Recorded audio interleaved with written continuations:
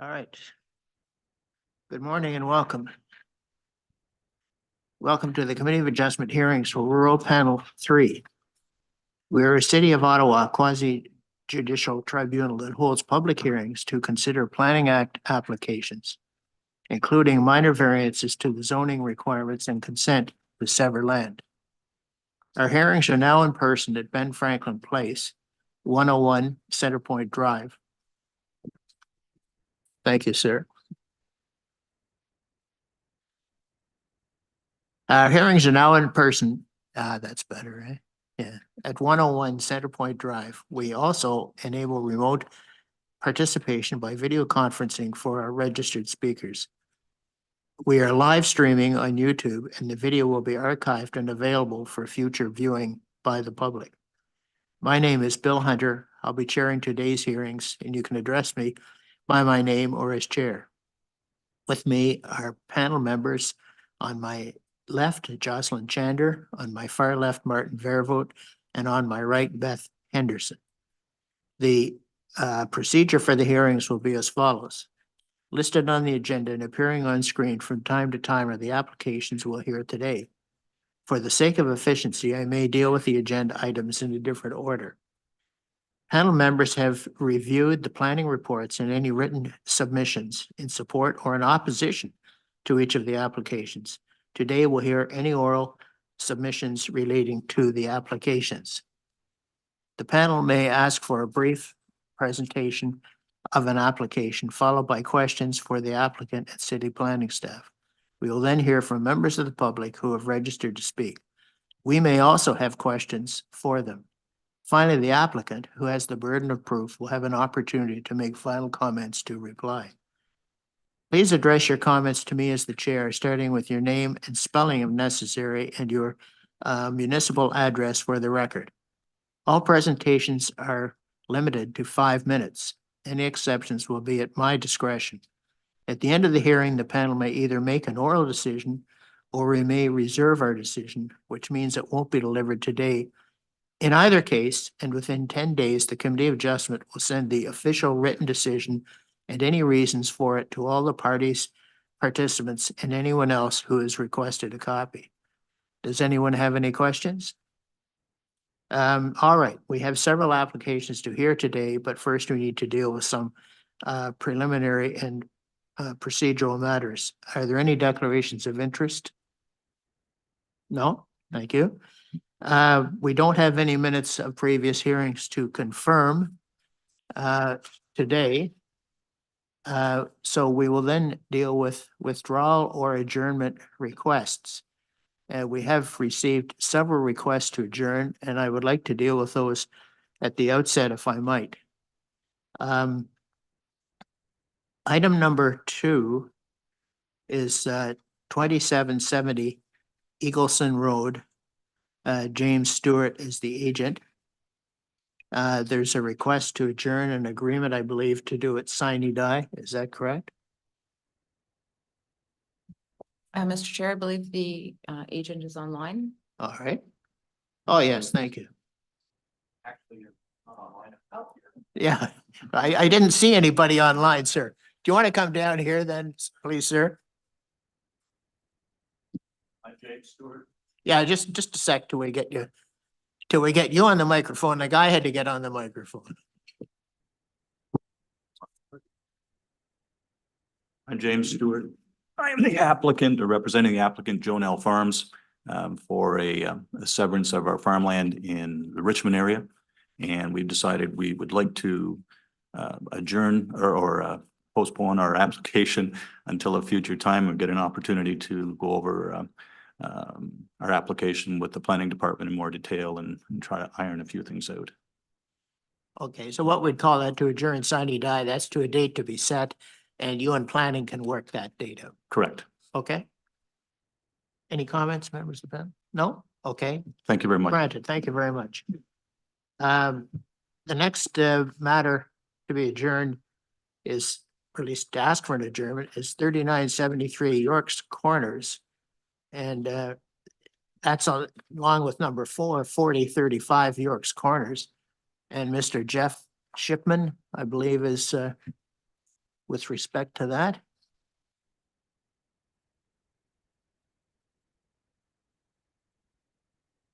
I don't see anybody online. Mr. Shipman is online, Mr. Chair. Okay. Thank you. There you So- are. I didn't see you right away, Mr. Shipman. On each of those, do we have a consent from you on behalf of your client to adjourn? We do, Mr. Chairman. We'd like to adjourn both applications for 2 months to same thing, to iron out some concerns in the planner's report. Since they're dependent on one another in terms of reciprocal easements, is why we're adjourning both. Okay, so we don't have a precise date, so could we do that adjourn, sine die? Well, my concern there, Mr. Chair, excuse me, subject, of course, to the committee's procedures is, my understanding is sine die is somewhat expensive to come back to the table. I'm sure we could have an answer in respect to these issues in a couple of months. Is there any difference in the cost if they sine die or a precise date?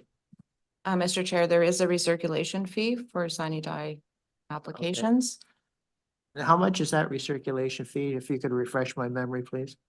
Just 1 second. No, that's okay. It's more costly. Okay, so you would want a date then, planning, are we able to discuss a date that this could be brought back? So the date would be up to the committee to decide. Yes, but how long would be needed in order to look at this matter and decide on what was going to happen? That's all I'm asking.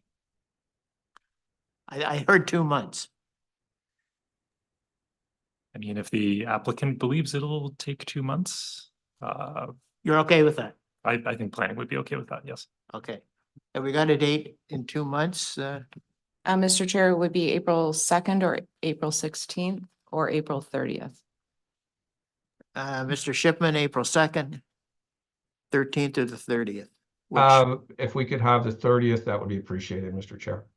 April the 30th, planning, is that okay? Yes. Members of the panel, any comments, suggestions? No, thank you. Okay, this is adjourned to April 30th, 2024. Thank you very much, Mr. Thank Chip. you. There is the next one is item 6. 5600 William McEwen Road. 5, yes, thank you. And it's to oppose the adjournment, as I understand it, is opposed. Mr. Shipman, would you like to speak to that? Thank you, Mr. Chair. Yes, we believe the committee can adequately understand and address issues raised in the planning report. We'd like to be heard. Our explanations and responses in respect to the concerns raised. Okay, so you don't consent to having it adjourned at this point in time then? No, thank you. Okay, then let's go to the next item, 5762 Hazeldean, Cody Campanelli.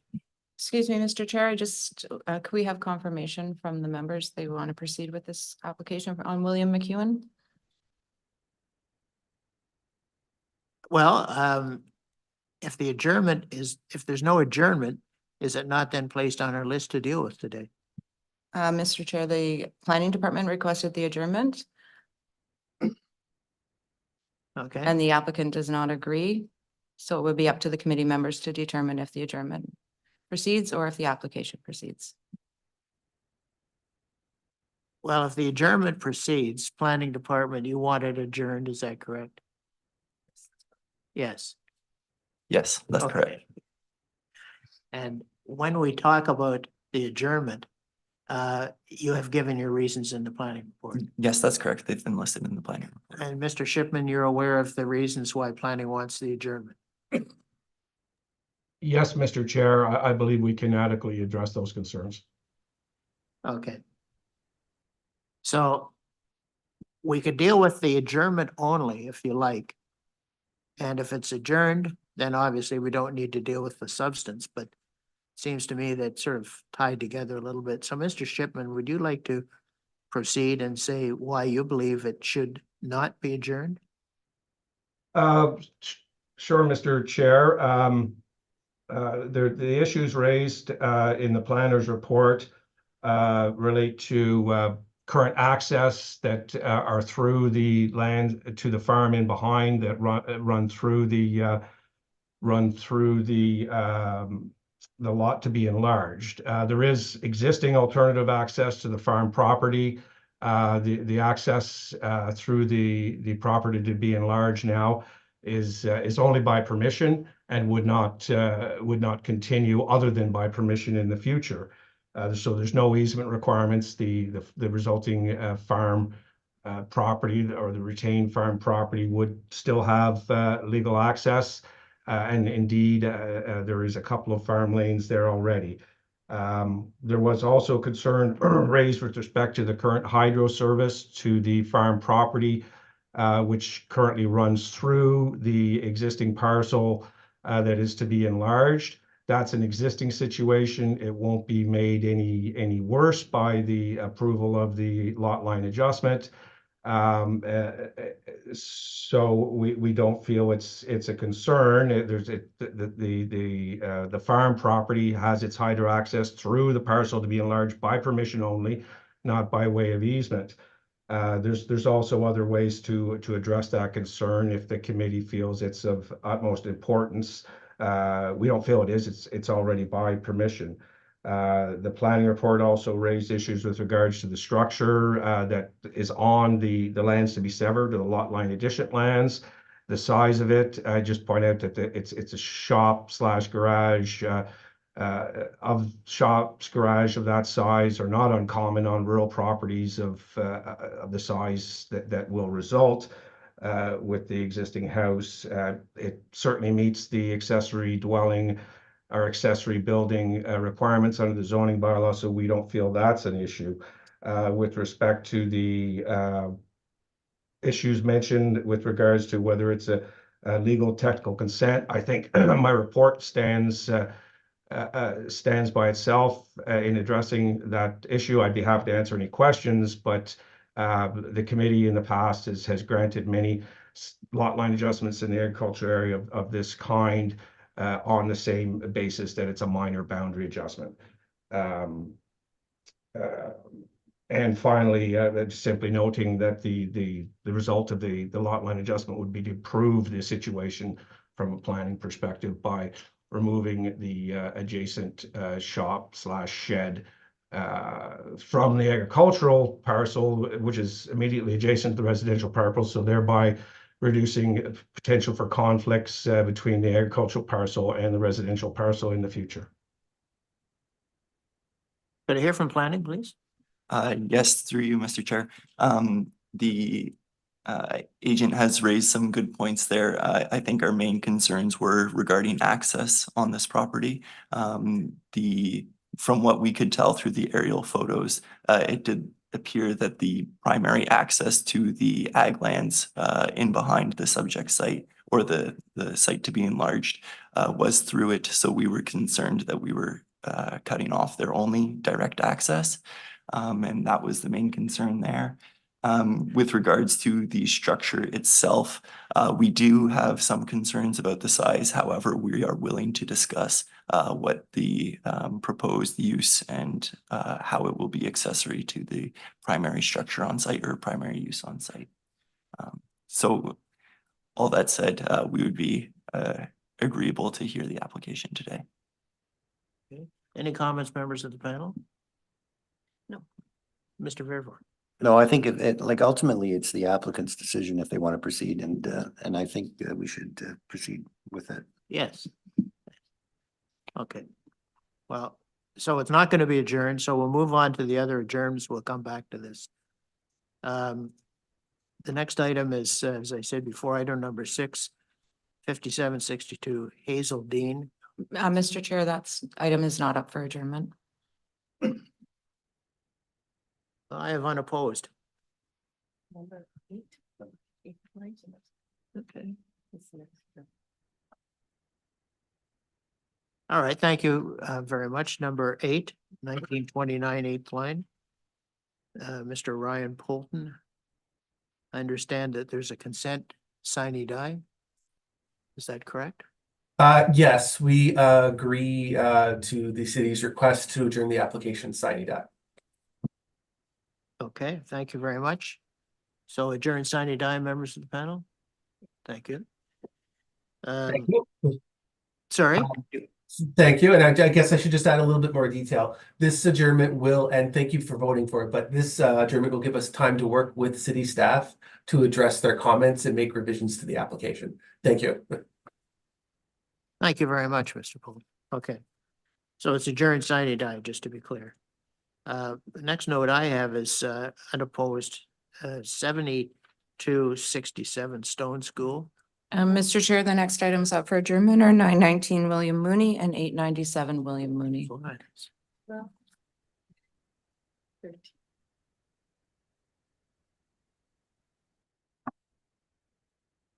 Okay. Numbers 12 and 13 then. 919 William Mooney, 897 William Mooney.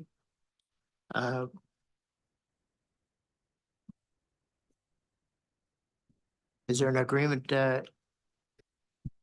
Ms. Warren, is there somebody going to speak to this? Yep. Good morning, Mr. Chair. My name is Mr. Jacob Bolduc with Photon Planning and Design. Right there. Yeah, Ms. Warren will be speaking to the other file. On this one, we did receive the request for an adjournment from staff. I'd like to break it down. I think there's 2 main items. The first one being a request for an EIS report. It's our experience that an EIS can be added as a condition, and it's already listed in the conditions should this be granted. So we recognize that the planning department has shifted towards asking for an EIS ahead of the application, but we would ask the committee to consider allowing it as a condition of approval.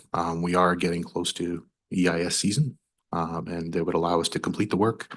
And should the EIS come back with good results, then we could clear the conditions and move towards consent.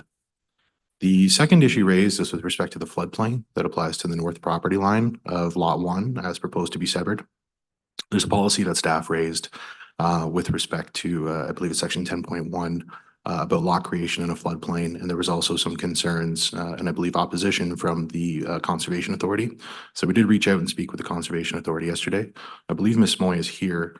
I believe, I don't want to put words in her mouth, but I do believe that we alleviated those concerns by demonstrating that the impacts of the floodplain and the regulation area would fall entirely within the severed parcel. The proposed lot line that bisects the floodplain is an existing lot line. And so we would not be creating a new condition whereby a new lot line is drawn through this regulated area. So the result of that would be essentially that the floodplain impacts would fall on the severed property as opposed to the retained property. But we wouldn't be creating 3 properties affected by it. It's the same number of properties affected by the floodplain.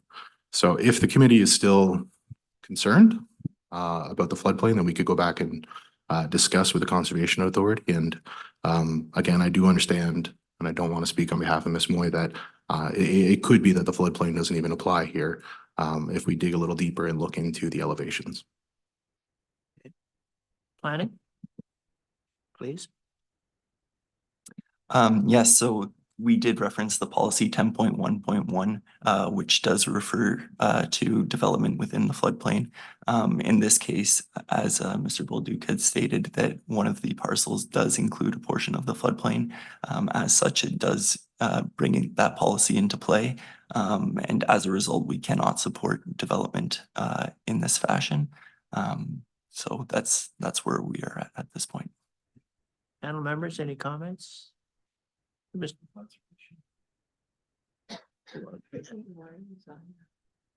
I don't have anybody. Yeah, Brittany Morning is the black one.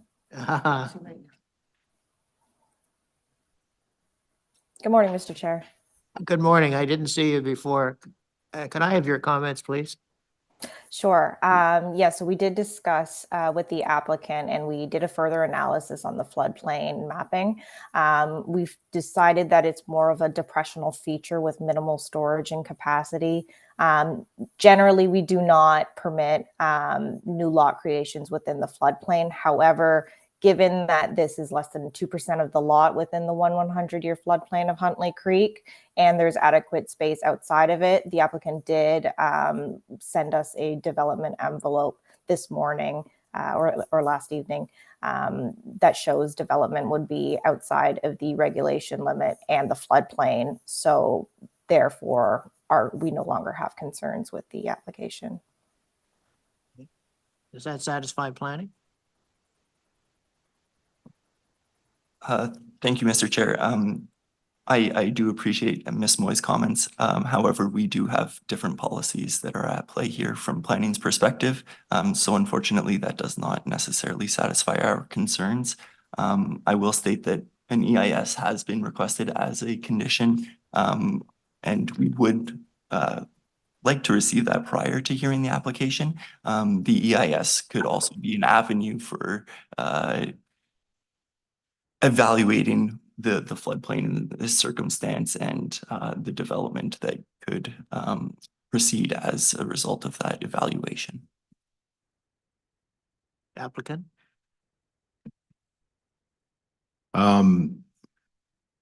If the committee is concerned about the comments raised by staff about compliance with the official plan or conformity with the policies of the official plan, then we could certainly request an adjournment to further discuss with the MVCA to see if in reality that floodplain does apply. I do recognize staff's comments that the EIS might further address that.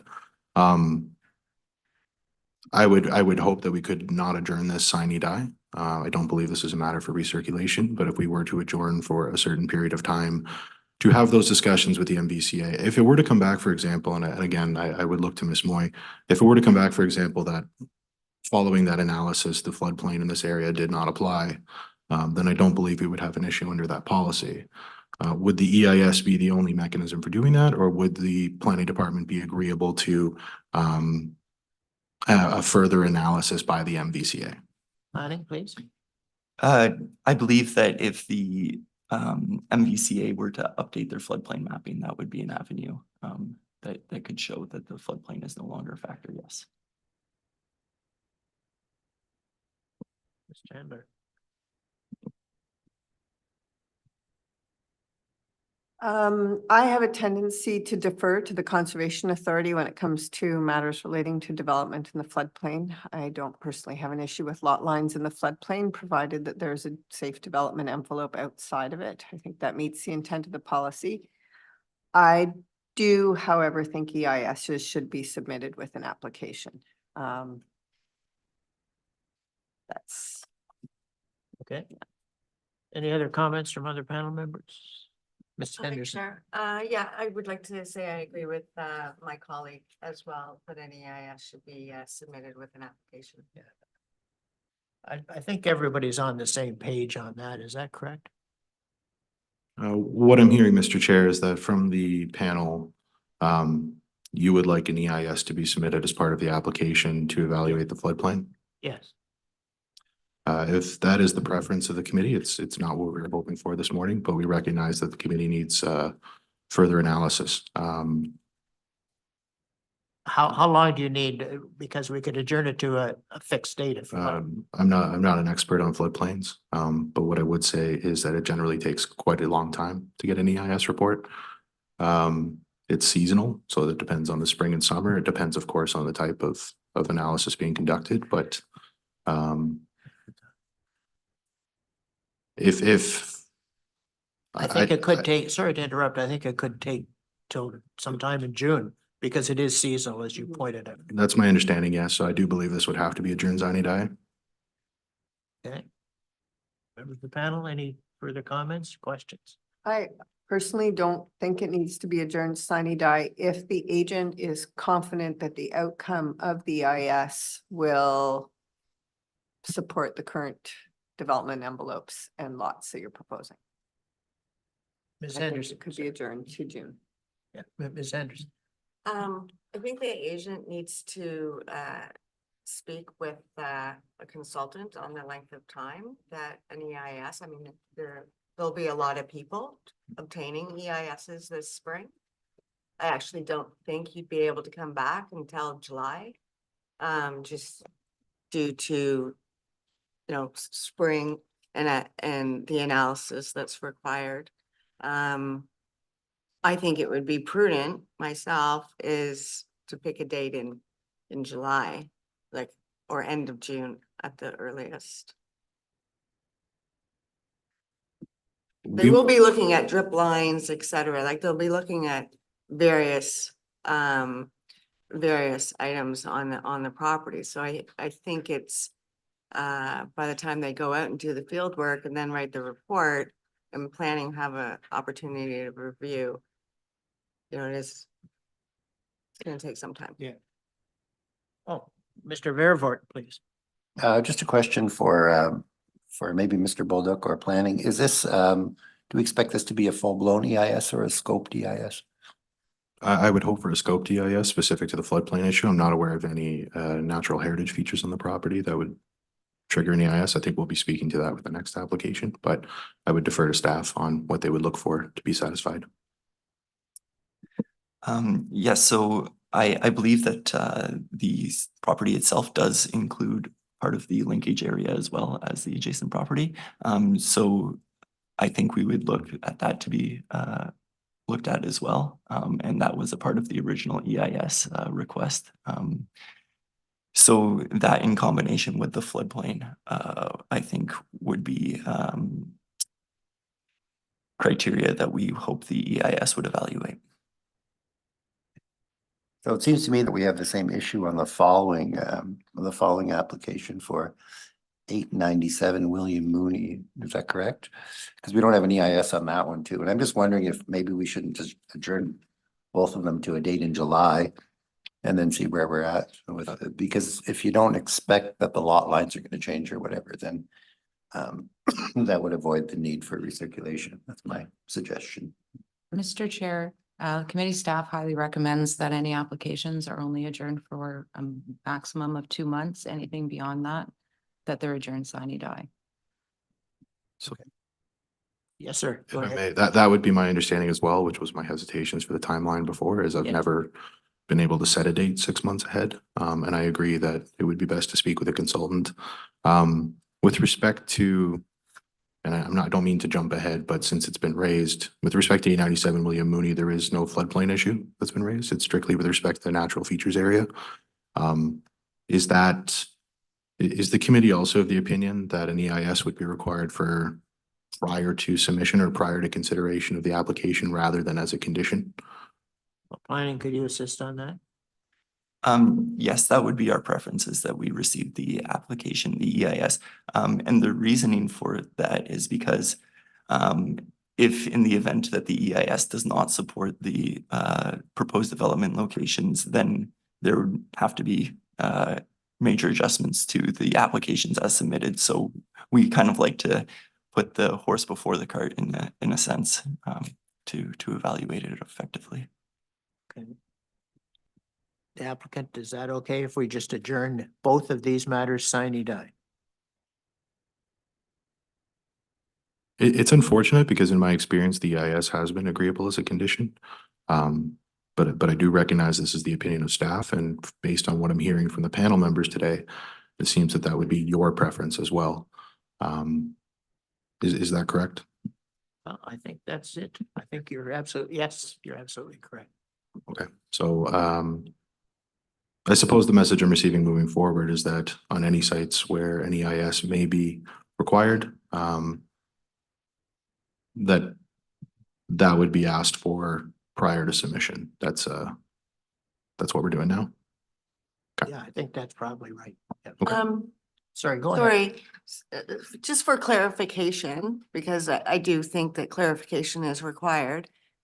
Were you advised that an EIS was required? We received information from staff through the staff report, and I believe they reached out a couple weeks ago that an EIS would be required, and that we knew the adjournment request would be coming as a result of that. As I said, it's my experience that an EIS can typically be a condition of approval, because if the EIS doesn't come back with, appropriate results, then that's the burden of the developer. That's the risk they're taking. So I do think I'm just looking for clarity, just professionally, on how to proceed for future files as well as this one. Because we felt that the EIS would be appropriate as a condition, but that's not the sentiment that I'm getting here today. So my question then to planning staff is, did you advise the applicant that a EIS was going to be required? I mean, so did you ever pre-consult or have a conversation? Because the reason I ask is, in my professional history, I would always have submitted an EIS as support for the application that the panel is going to be reviewing. Now, that could just be my, history. Yes, thank you. So I wanted to bring that up, is that we do continue to offer pre-consultation opportunities. I do not believe we provided pre-consultation comments on this file. However, if we had the opportunity, I think is something that we would have flagged as a supporting document to the application, yes. Any questions or comments, panel members? Mr. Vervoort. I guess I don't want to speak for the whole committee, but I guess the committee's view, just for some clarification, is if we were to approve these as submitted, and then the EIS indicated there were issues and the lot lines had to be readjusted, we would have approved lots that are not in conformity with all of the requirements. So I think that's why the committee generally would like to see those EIS reports as part of the completed application. So it's going to be adjourned, sine die, both of these? Is that where we're landed? Yes, the applicant? Okay, understood. Thank you, panel. Granted. Thank you very much for your input. Very helpful. Thank you. Okay, so I'd like to deal with the unopposed applications next. And back to number 6, which is 5762 Hazeldean.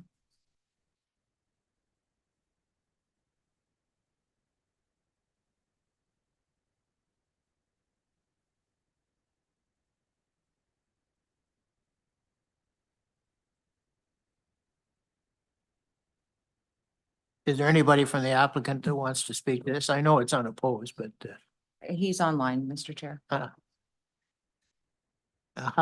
he is. Good morning, Mr. Chair. Yes, this is unopposed, I understand. Do you want to speak to it at all? Certainly, I'll just share a little bit about the application. I'm sure the committee and yourself, Mr. Chair, have seen the documents that I provided, but we're looking for a consent to sever application to create a new parcel. On our draft reference plan that we attached as part of our documentations, we're looking to retain Part 3 and create Part 1 and 2 as a newly created parcel. There is an access easement that is associated between Part 3, which is currently a lease to a Shell gas station. Part 2 on this draft reference plan is an access easement that would be shared between the newly created parcel and the retained parcel. And the purpose of this severance is as Part 1 and 2 will be a newly created parcel, it will have a different ownership structure than the retained parcel.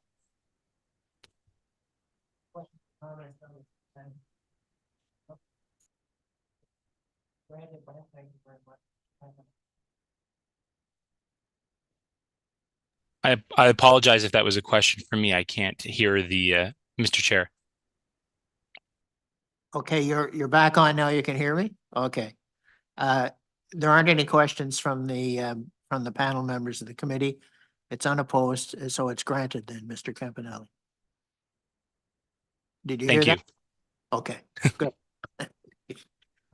Okay, the next unopposed matter I have, it's 7262 Stone School. Evan Saunders is the agent. Mr. Saunders. Hello, good morning, Mr. Chair. My name's Said Say. I'm here on behalf of Evan Saunders, who wasn't able to make it this morning. All right, thank you. This is unopposed as far as I understand. Do you want to say anything to it?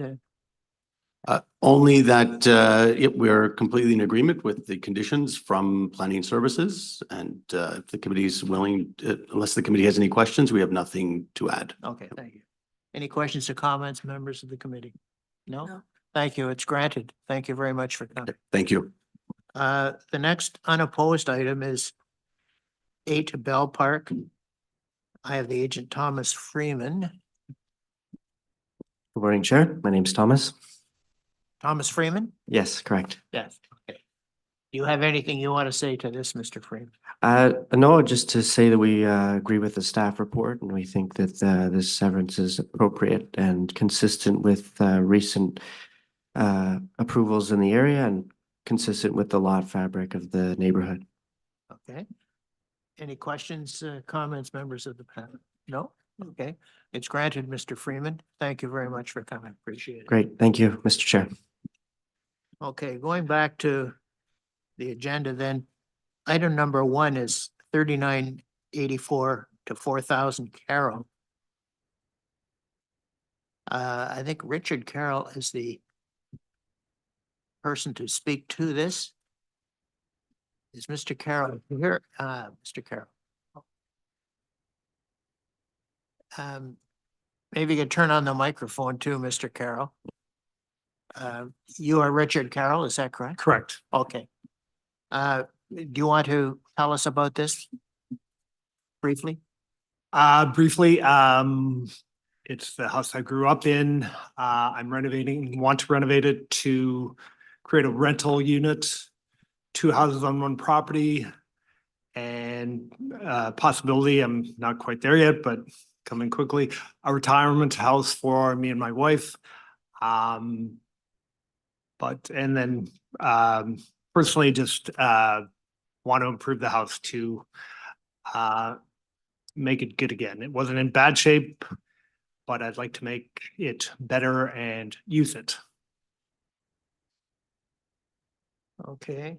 I'm noting here, staff note that the property includes 2 zoning designations, EP3 and EP2 709R. So I think it should be amended. Is that correct, Plan? Yes, there was just a correction to the notice. It only included the 1 zone, so yes, the notice should be amended to include that 2nd zone that is applicable to the site. And planning recommends refusal. As I understand it, could you give the reasons for that and the basis for that, please? Yes, so we recommend refusal, sort of due to the technical aspect of the official plan. The official plan requires that the application itself would designate one of the existing structures on this site to be somewhat considered as a coach house. Under the official plan, coach houses must share at least one of the services with the primary residence. In this case, the original structure had private servicing to it, so a well and a septic system. Through the applicant was granted a temporary zoning bylaw approval for a 10-year period in which they were permitted to construct a primary residence on the site. That also had their own private well, private septic system. So both of these structures were permitted to be constructed with 2 separate systems under the understanding that the original dwelling was to be removed after the approval had lapsed 10 years after it was granted. The dwelling wasn't removed, so we're now in a situation where these 2 structures exist with private servicing for each of them. And unfortunately, that technically does not meet the requirements of the official plan, and that is the basis for our recommendation of refusal. However, we do recognize that it is existing. There are no real impacts that we've seen as a result of the development that's currently there. And we just wanted to flag that as well. What would Mr. Carroll have to do to comply? To comply with the official plan, Yeah. they would have to share at least the well or the septic system with the primary residence. So if that means decommissioning the existing well and then hooking it up to the existing one, I don't know. I'm not a well expert, so I don't know what that actually requires. However, that is what they would need to do to comply with the official plan. And if they did that, then they'd be in compliance. That's correct, yes. Okay. Yeah. Okay. Any questions or comments, members of the panel? Ms. Chandler.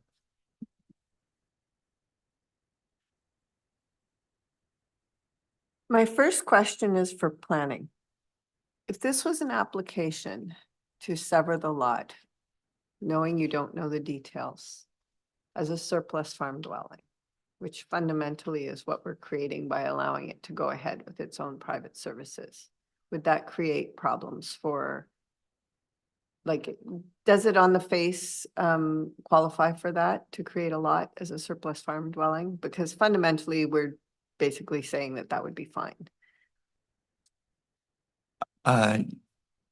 I believe there may be some considerations there that we would have to look at and consider, yes.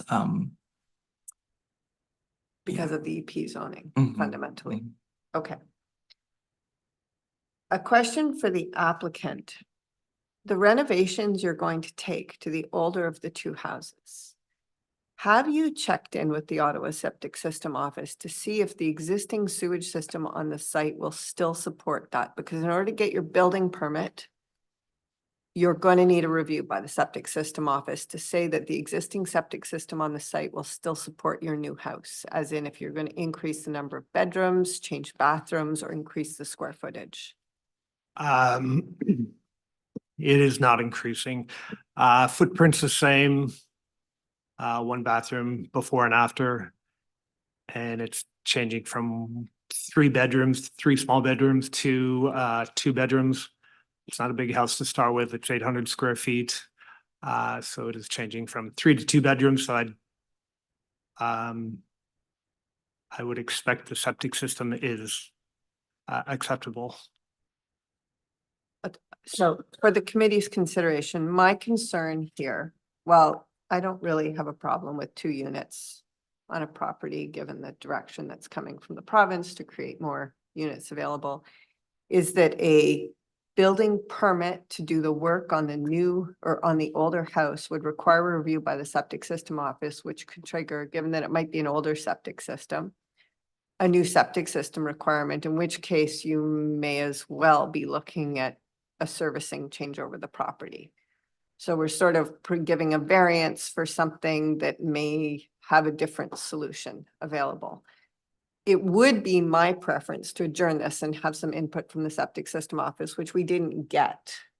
I would have preferred to see that to make me comfortable with making this decision. If they said that the existing services on the property are going to be supportable, then I'm less likely to have any concerns with this application. But I do have a discomfort without that information right now. Any other questions, members? Mr. Vervoort. This is just a question for planning. So, if we weren't, if this isn't granted, I guess what's the status of this coach house then, or this original house? Like, does it just remain in limbo? It can't be fixed and it just falls down eventually, or? Because I'm trying to look at the practical side of things, and I gather from your comments, Mr. Kukkonen, that planning is objecting to this because of the technical aspects of it, but overall isn't really in favor of like seeing this torn down and not used as habitable housing, which we have a shortage of. Yes, to your point, there is the technicality nature of this that we have to recognize. And I think back to the previous point in terms of severances or possibility of severances, there are policies that would preclude the ability to sever a coach house. So we are sort of reassured in that sense as well. If this is not granted, although it would be technically non-conforming to the bylaw, the reason why this was brought about, I believe, is because a building permit application was submitted, is that correct? Sure. And it was flagged by Building Code Services that a minor variance is required. So there haven't been any complaints or anything that has brought it to our attention sort of organically, so to speak. So to not really answer your question, but to provide some additional comments, that is my reply. I think you've answered my question. Okay. Indirectly anyway, so thank you very much. Well, I suppose technically it could be resolved by connecting the well. It's like a 30-meter. That's correct. And the structure was to be removed as a part of the original approvals. So technically speaking, it would have to be removed again as originally required if we were to follow that path. And so, yeah. Mr. Carroll, do you understand what is perhaps needed and required? From what I'm hearing, I would say septic system approval, like get proper authorities involved and check out the septic system is required, or what I'm. Yes, that's Okay. what I hear. So we could adjourn this sine at least to a fixed date, if you like, or sine die. I'm not sure which would be applicable. 2 weeks? The septic system office does a very quick review for Part 1011 change permits. Your building permit information would be submitted to them with an application and they would review it and provide feedback. I mean, that would give me a comfort level because I'm not averse to the variance itself, given the situation. Yeah. I Yeah. just am concerned that we may be giving a variance for something that's not needed, or that there may actually be solutions that are different than what you're looking at that are a better solution for you.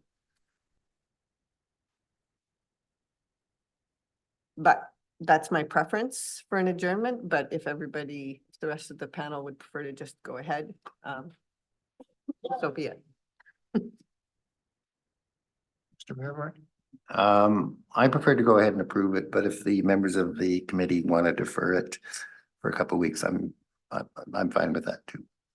Ms. Henderson? I'm fine with a deferral for a couple of weeks in order for the applicant to speak with the septic department. Yes, that's my feeling as well. So we could adjourn this to a fixed date. It'd be 2 weeks. What is that, February the 20th? I think Mr. Chair, either February 20th or March 5th. 2 weeks would be February 20th, or 4 weeks, March 5th. I don't know how long the process takes, so I defer to, like, is 2 weeks reasonable? Well, I don't know, but Ms. Chandler said that 2 weeks is reasonable. It is if you have all your documentation together and submit it. If you're not in a big rush, take the months to make sure that you cover your bases. Take the month. Yeah. Better to take the month Yeah, I and think so. get it Yeah. done, and they don't have to keep coming down to see us. Yeah, okay, Okay, makes sense. so members of the panel, we agree that it's to adjourn to March, what's the date? March 5th, Mr. March Chair. 5th. And I get the information to Stephen, correct? Yeah. Okay. Yeah, so you give it, to the planning department so that we get it that way too. Okay, So it may be a lot easier then. You need to contact the Ottawa Septic System Office. The administration there will give you instructions. okay. And through you, Mr. Chair, any documents can be sent directly to the Committee of Adjustment Office and we'll forward them to committee members. Thank you very much. for Okay, coming. thank you. I have 6118 James Bell. We dealt with that? Yeah. 5 was the one that Jeff Shipman did not to adjourn, so we put back on the schedule. So if we're doing them in order, we go to number 5. Yeah, okay.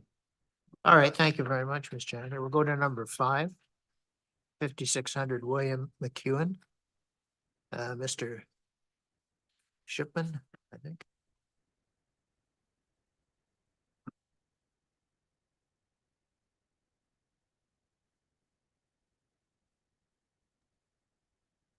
Good morning, again, Mr. Chair. I can't turn on the video. The host will have to turn on the video. Yeah.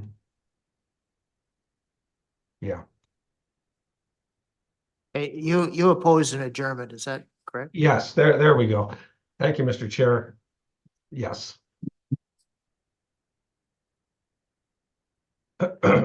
Would you like me to begin just giving a brief explanation of the Yes, please. application? Okay, thank you. Mr. Chair, this is an application brought by Elwood and Gladys Craig, who currently reside on the parcel to be enlarged at 5613 Third Line Road. They also own the farm in behind the parcel subject of this application, 5600 William McEwen Drive, which has a dwelling and associated accessory buildings situated on it. Could I just interrupt you briefly? Sure. Have you a map that you could put up? Perhaps the host can put up my application sketch. I think we're trying to do that. Okay. That's the city. Oh, there we go. Perfect. Yeah, okay, that's it. So, yes, you can see the. Excuse me, the- just a minute. Excuse me, Yep. just Mr. Vervoort. I just had a quick comment. So like when you're going through this, Mr. Shipman, I think there were three issues that were raised. So one was Yep. access, one was the accessory structure, and one was the shared hydro. So if you could walk us through those as they relate to your sketch, that would be very helpful. Certainly. Yeah, and I'll try, as I've already been, I briefly addressed those. I'll try to be brief on those. So yeah, just in general, from a large view, the Craigs own both the property to be enlarged and the property being severed. They created the property to be enlarged at 5613 back in 1973, I presume, as some sort of farm-related severance at that time. So the goal of this application is to add 0.32 hectares of land, which take care of the shed located in behind 5613, adding that 0.32 hectares of land to the to 5613. This won't interfere with the remaining farm viability on the larger farm parcel. It's all, gravel pad and shed. It's all occupied space as it now is. So that's sort of the gist of the purpose of this proposed lot line adjustment. The ultimate purpose of it is the Craigs are getting their estate affairs in order for future sale or passing along of the farm in behind, realizing that the shed that's part of the farm located close to the residential parcel of 5613 would likely cause issues between the future agricultural use and future rural residential use of 5613. The issues raised a concern in the planning report. Number one, as I have it listed here, is the access issue, which I briefly addressed before. As I mentioned, that is currently by permission through 5613. In the future, any access through there would only be by permission. I would suggest be highly unlikely since it goes right by the house on 5613. So it's not likely to continue indefinitely. However, in terms of access to that farm property, you can see down along Third Line Road, there's 12 meters of frontage left with the farm property. That was by design in 73 when 5613 was severed. The old lane is in there. It's now overgrown and overshadowed by cedar trees, that type of thing. But the old lane is still there with the minimum amount of work adjacent to 5613 there. That 12 meters access could be used for the farm. There's also farm access out to William McEwen Drive. There's an existing farm lane there. It could be made useful for residential access if necessary. I guess that would be at the owners and city's discretion. But in our view, the access is not an issue. If the farm property were to be sold tomorrow, the access would change. It wouldn't come through 5613 anymore because nobody would want that. There is no existing right of way to allow that. The second issue raised, which I'll try to address as briefly as I can, was the hydro. Very similar to the access issue in many ways. The current hydro leading back to the farmhouse on the farm property comes right through 5613. That's an existing situation. It's also by permission. If the if 5613 were to be sold independent of the farm property or vice versa, the owners would have the options of one, either relocating that short section of hydro service to the farm property along the old lane, or moving it out through the field, or obtaining an easement or permission through 5613 to provide for that utility access. Again, it's an existing situation with it coming through 5613, which would not be exasperated or made worse by this lot line addition to the rear.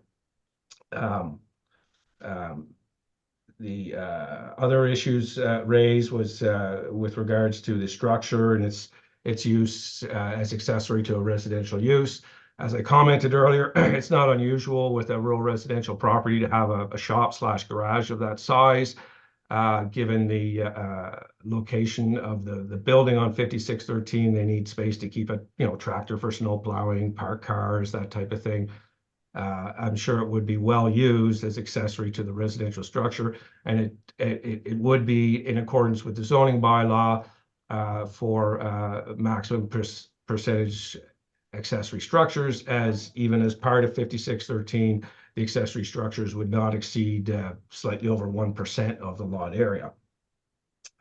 The other concern raised was with regards to the, I guess, the aspects of legal technical consent, whether it is a legal technical consent. I would suggest that my report deals with that directly. Especially in the fact that legal and technical reasons include minor boundary adjustments, which this is fairly obviously one of those. Finally, it's just that as a result of the severance, the local issues or planning issues with respect to proximity of an accessory building, a building accessory to an agricultural use being located so closely to the residential use is ameliorated or resolved as a result of enclosing this structure and including it as part of the residential parcel. Finally, I guess in respect to the conditions, as this is only a lot line adjustment, no creation of a new parcel or new development resulting from this, we would ask that the road widening provisions on the rear road, William McEwen Drive, and on Third Line Road be waived. Okay, thank you. Planning, would you like to comment, please? Thank you, Mr. Chair, and thank you, Mr. Shipman, for shedding some light on some of our concerns.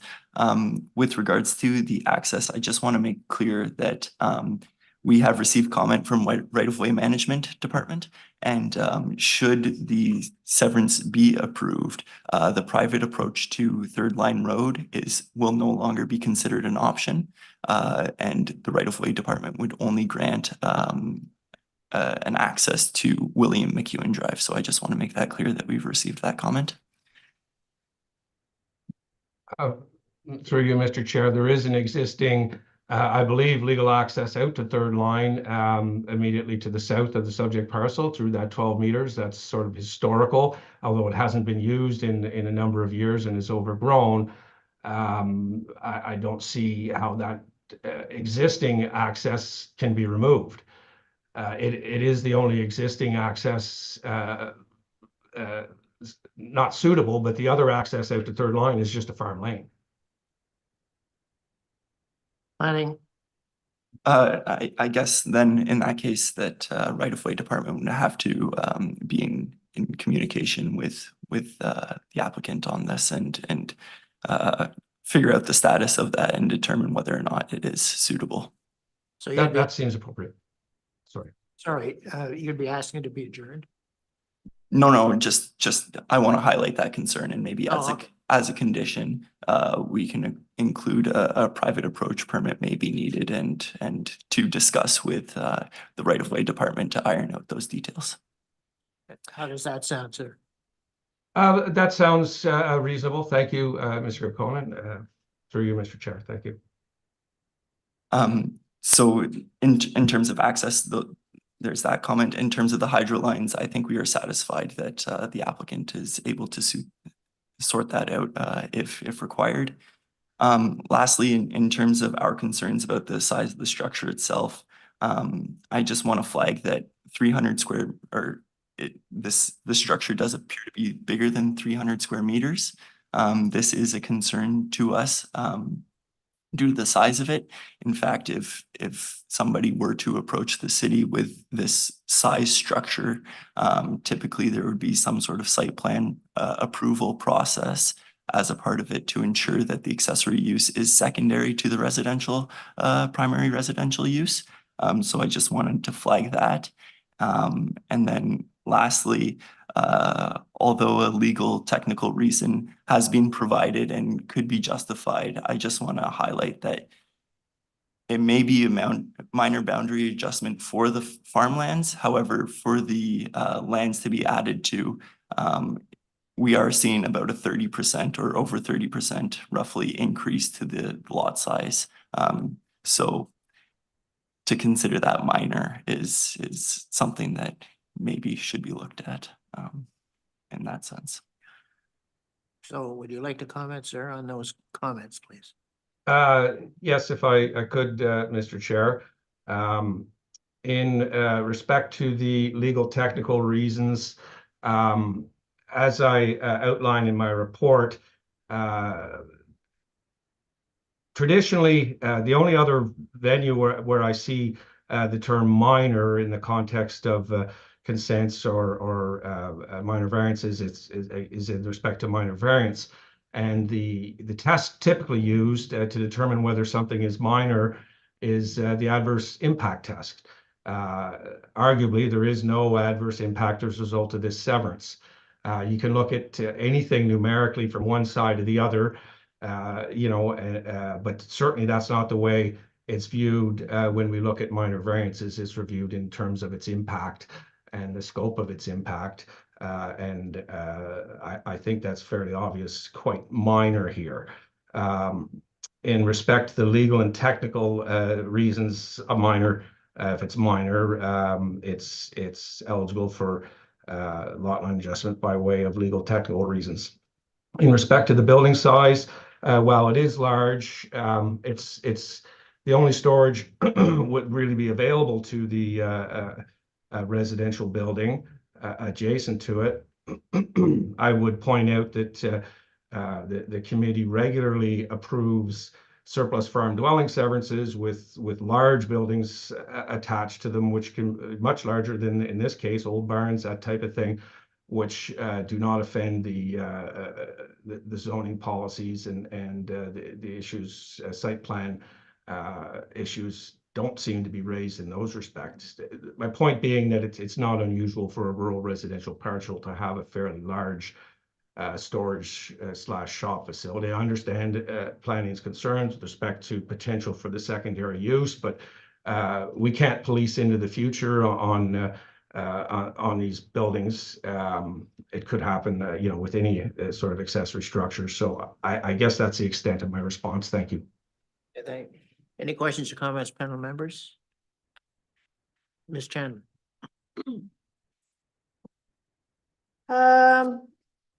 Clarification from planning that the auxiliary structure does not require a minor variance in order to exist in its size or as an auxiliary structure. I do not believe so. With respect to the conditions, I think we should add a condition that a private approach permit be sought if required. And there is a discussion about the road widening. I know what planning's position is on that. I will leave that to hear what the comments from the other committee members are, but I certainly do think it applies on third line. I'm more flexible on William McEwen. Vervoort? I agree with Ms. Chandler's comments. I think there should be a condition confirming that a private approach is available or access to the lands are available. And I would agree that we're not creating a new lot here, so I think it's reasonable to restrict the road widening to third line road in this specific case. Any other questions or comments, members of the panel? No. Can we deal with this or do we reserve? Good to go ahead? You good to go ahead? I am. Okay. All those who wish to grant it with that condition, the varied condition that we mentioned. What about the change to the road widening? Okay, what wording do you want, Ms. Chandler? Well, it would be a requirement for a road widening on third line road. Only. Okay. Can that be done in planning? Can we put that in the conditions?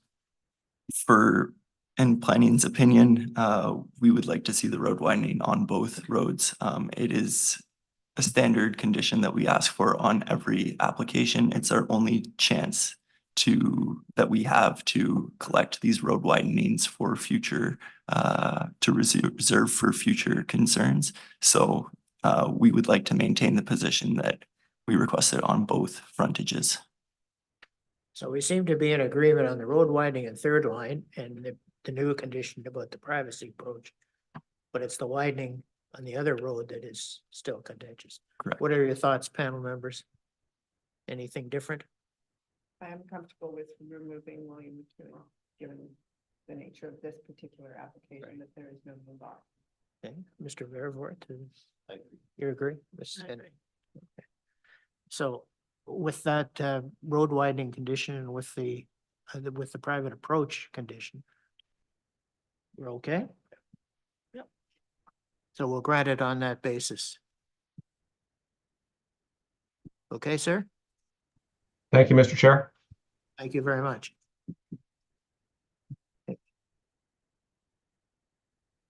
I have the next item, number 7. Tell me if I'm wrong, 6118 James Bell. You're right. Hey, I'm right.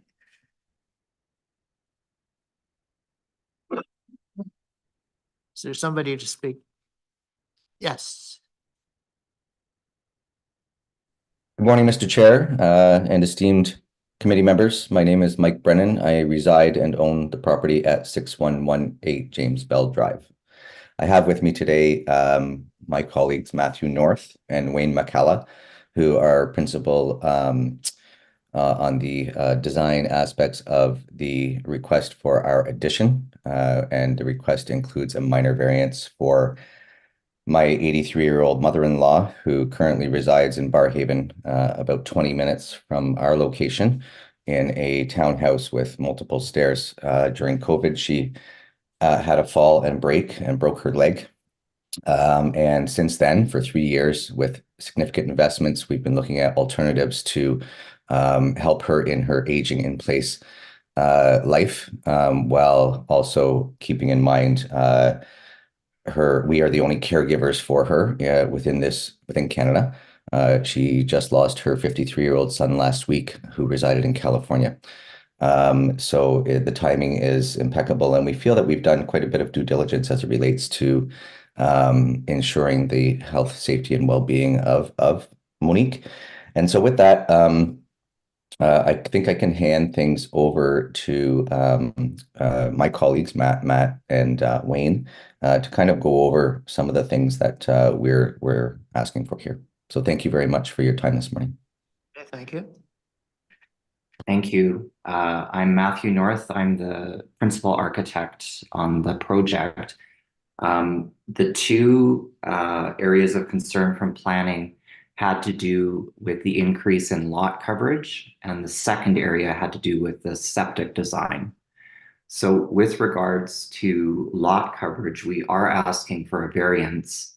The current house is 16%, and we are requesting an increase in lot coverage of 3.74%, making the total lot coverage 19.74%. Our addition is low rise and small. It's 50 square meters or 539 square feet. It's single story.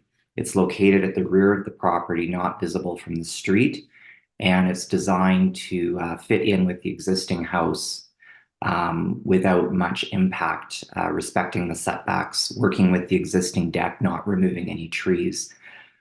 This will allow our client's mother-in-law to reside with them in a safe environment. With regards to the lot coverage, there is a precedent across the street at 6117 James Bell Drive that had an increase of 3.8% to the lot coverage approved on June 15th, 2022. That house was originally at 15% lot coverage, and it went to 18.88. So it was approved just a year and a half ago, and that house currently is almost completed and is almost ready for occupancy. So we refer to that as a precedent for a similar sized variance in the lot coverage. With regards to the septic system, we received comments from planning about the size of the system, as well as the proximity to the neighbor's well. We have had the septic system designed by Collard Associates Engineering, and they provided us with a stamped engineered plan for the septic system, which was approved by the RBCA, the Rideau Valley Conservation Authority. So we do have a permit for this system. The city's concerned that the 800 square meter size, or that we didn't have the 800 square meter minimum size available for the new system. We have put forward a letter from Collard Associates, from their engineering team, saying that we actually only require 467 square meters based on the size of the development, and the flow and the soil types are more important than the actual square meter availability. So they feel that the size has been addressed. And with regards to the setback to the neighbor's well, currently the existing system is within 15 meters of the neighbor's well, and the new system actually relocates it so that it is 15 meters away from the neighbor's well. Thank you. Planning, could I have your comments, please? Thank you. Through you, Mr. Chair. I just want to clarify that our concerns in terms of lot coverage, we just wanted to ensure that the appropriate lot coverage is being requested here. I believe in the calculations, and correct me if I'm wrong, that the shed was not included. And although the shed is very small and does not affect this application really in any way, I just want to make sure that it is included in the requested lot coverage, because then the minor variance, when they go to building permitting, it may not be sufficient. So I just wanted to flag that and ensure that we're all on the same page and getting the right amount of requested lot coverage. In terms of the septic system discussion, again, I just want to clarify that the official plan policies 4.7.2 policy 9 requires that there be 800 square meters of undeveloped area on every lot. For new development, if a septic system were to fail and need to be replaced, that they demonstrate this undeveloped area. Now, I recognize that the lot itself is very small, and this is quite an onerous policy to live up to in that sense. However, I do note that we have this policy and we are bound by it. In addition, the open space on the site, although the new the new septic design does fall outside of that 15-meter setback, I'm in agreement with that. The undeveloped space on the site is within that 15-meter setback. So if they were need to replace the septic system at any point, it would actually locate them within that required setback, and that is the basis for my concern in that sense. Okay, maybe I can ask the applicant, is the shed part of the lot coverage as far as your calculations go? The shed is not, and the shed is to be demolished. Okay, so that's okay, Glenn? That is satisfactory, yes. Would you like to comment on the other points that planning made, please? With regarding the septic? Yeah. So the septic, we have addressed that by engaging the engineer who has studied this property. And we acknowledge what planning has said, that it is a small lot. But in their opinion, their professional opinion, with the design that they have created and the permit that they provided us, plus the additional letter that they sent to respond to planning, we feel that they've technically addressed this. Okay, thank you. Members of the panel, questions, comments? Mr. Vervo. No, my concerns have been addressed with respect to the shed and the septic system. I note that a permit's been issued, so I think we have to deal with the situation where we have a very restricted lot here. So unfortunately, it's not possible for the applicant to comply, and that's why they're here. So I don't really have any concerns with the application. Ms. Chandler? Just to be clear, the shed will be removed because it's where the septic system is going to go. Is that correct? No, the shed will be removed so that we can maintain our lot coverage overage request to the 3.8%, because if we keep the shed, it will increase the lot coverage. Okay, so is there what will be the instrument that implements that? I'll just, may I jump in for 1 second? So the shed was damaged last year in the spring, and the roof has been caved in from a neighbor's tree that fell on it. So it needs to be demolished regardless. So it's just gone. We're waiting for this step before we bring in things. And my wife's garden is going, the shed is going, so it's gone. So that's just the fact. I think in terms of the mechanism to ensure that that's the case, we can include a condition that they provide evidence, and that evidence could come in the form of a photographic evidence. I believe that would be sufficient for this case. It's not our preference to put conditions on variances Correct, for yes. something so small. Yes, sorry. I think I'm comfortable leaving this with the applicant on the understanding that your building permit is probably going to enforce that, although I'm not sure through what tool. They may not issue it until you remove that shed off the property, but I'll leave that for you to sort. My only other comment is with respect to the septic system size. When we have an applicant come forwards with a issued permit and an engineer's report for a sewage system proving that they have the space and size, I'm okay with that. I also know that septic systems can be replaced in situ. You don't need a new spot for them. So I have zero concerns about the septic system, and I'm comfortable with granting this. Any other questions, concerns, panel members? Yes, Mr. Vervo. I was just going to say, in our decision, we can reference the fact that the applicant has undertaken to remove the shed prior to obtaining the building permit. And then I think that would be flagged at the building permit stage. So it wouldn't be a condition, it'd just be a note. Just a note in the decision. I think that'll satisfy everybody's concerns. Yeah, okay. Okay, okay. You okay with that, the applicant? Yes. Okay. So can we grant it with those changes? Put in the note and what? Granted? Okay, it's granted. Thank you. Thank you, Mr. Chair and colleagues of the panel. Thank you. I think we're into the last one, number 11, 156 Timber. Shane and Nellie Ottens.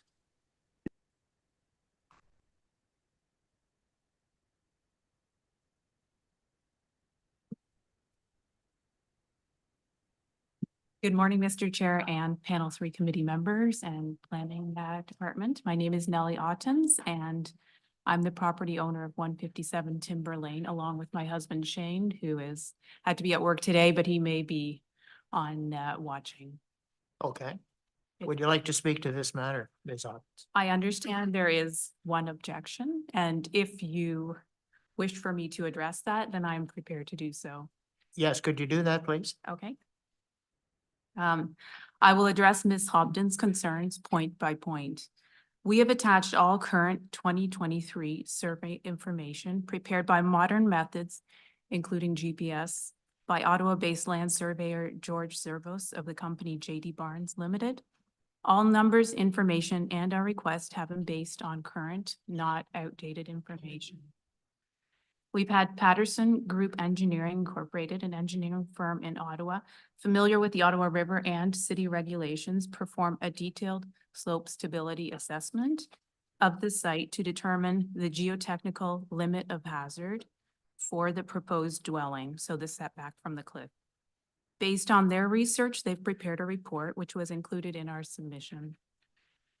The report states that the slope at the site is considered to be stable under static and seismic conditions with an 8-meter limit of hazard lands setback from the top of slope for permanent structures. The top of the slope is identified clearly on the drawings, and it's a clear line on site as well. There's no gray area. So the engineer's recommended 8 meters setback from the top of the slope is being respected in our proposal. Yes, there is shale on the site along the Ottawa River in the Woodridge area. And yes, further down the river at number 173, an outcropping rock ledge did come off, as you see in a photo. But all this was completely taken into account by Patterson Engineering when they did their study. Ms. Hobden states that evidence of modern building drainage can be seen seeping into shoreline cliffs. There are no modern buildings on the property at 157 Timber Lane. Structures are about 1960s, 1970s. And the roof actually slopes away from the cliff edge. So it's a rather odd claim. The same natural drainage process that occurs on other properties occurs here. Ms. Hobden accuses us of cutting down trees. We've cleaned up fallen trees and have had to remove some rotting trees and brush on the slope, but we are careful to leave all root systems intact so as not to disturb the slope. This is a safety issue and we don't want any dead trees to fall on people or the residents that's there.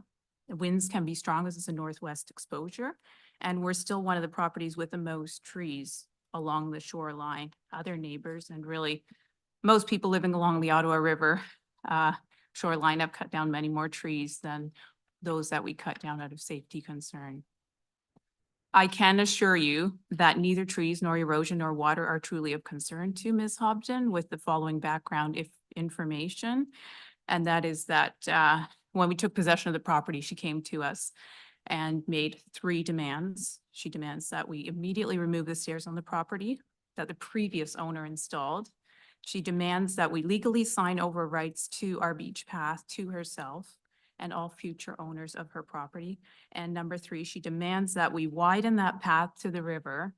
It's probably about 2-3 feet wide to 8 feet wide so that she can bring her boat down the path to the river. So we've offered to carry her boat and her canoes down to the river for her and bring them to her place, but that is not what she wants. And she has since continued to attempt to manipulate and threaten us with lawsuits if we don't comply to signing our property over to her. If Ms. Hobden was truly concerned about erosion, etc., she would never have demanded that we widen that path to the river. Many trees would have to be cut down to accommodate it, and the slope would have to be altered. We do not plan to meet this demand as it does not respect the land. As you can see, this is more of an emotional or personal issue. So back to the facts.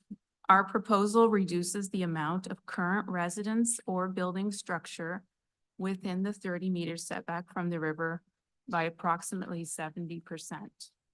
Our proposal places the proposed deck post 3.1 meters further back from the top of the slope then the existing structure wall, and the proposed residence wall 6 meters further back from the top of the slope.